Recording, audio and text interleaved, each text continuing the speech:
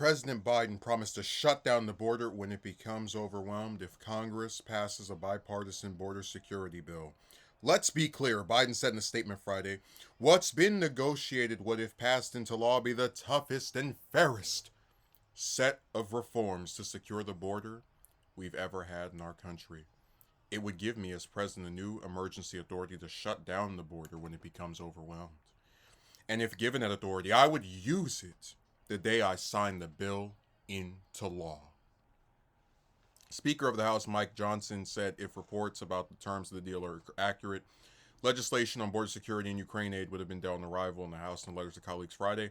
I wanted to provide a brief update regarding the supplemental and the border since the Senate appears unable to reach an agreement.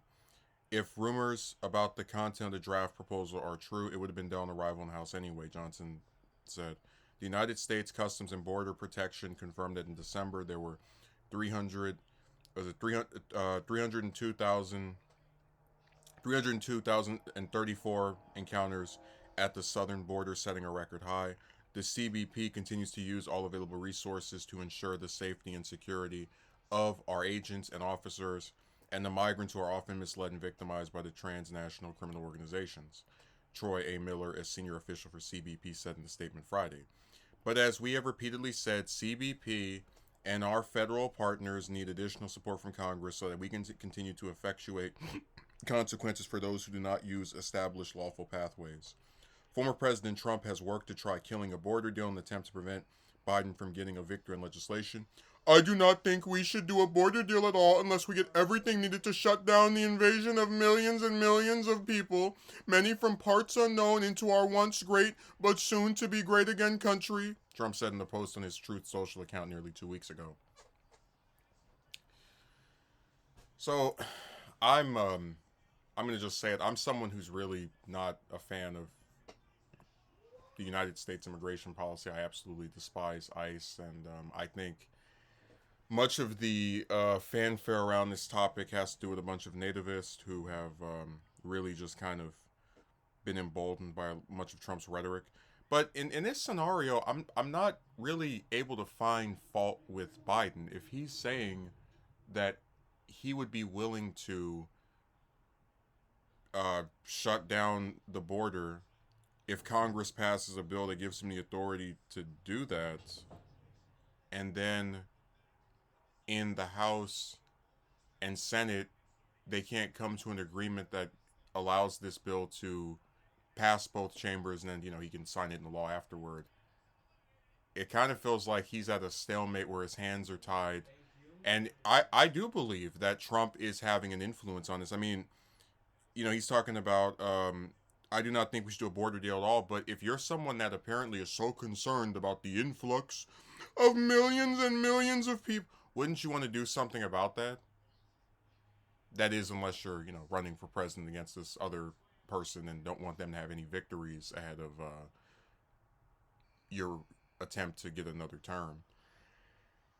And that's one of the reasons why a lot of people really dislike politics, because we can go back in time. You look at McConnell, who swore after Obama had been in office for 1 year that the most important thing for the Republicans to do is make him a one-term president.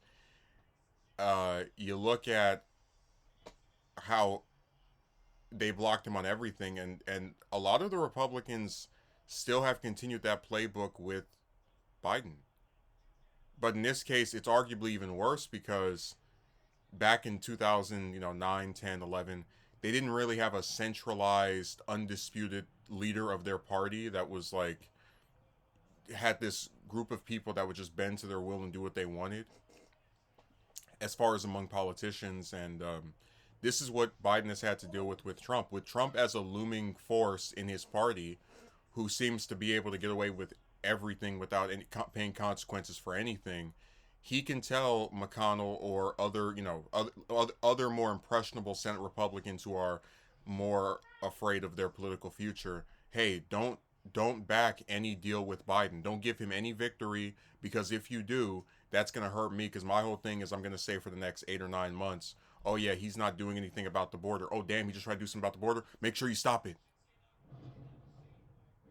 Mark my words, if we don't get a border deal bill between now and next year, it's not going to be because immigrant loving Joe Biden decided to sit back as millions and millions of illegal immigrants put. No, no, no. It's because the Republicans in the House and Senate are afraid of working with the Democrats, or just don't want to work with the Democrats in the case of some of them, um, out of a desire to bolster Trump's chances or the Republicans' chances of not only retaking the White House but possibly recapturing the Senate, holding on to the House. It's all just in the scheme of politics. That's why you see these 20 something Republican governors sign on to that thing in Texas.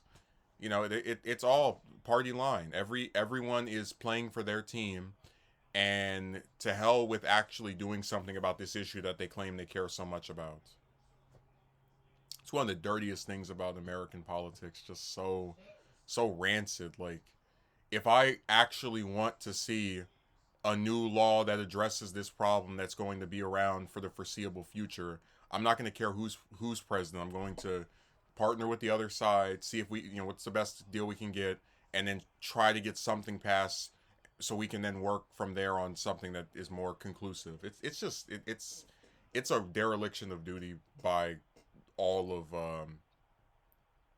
our top elected officials.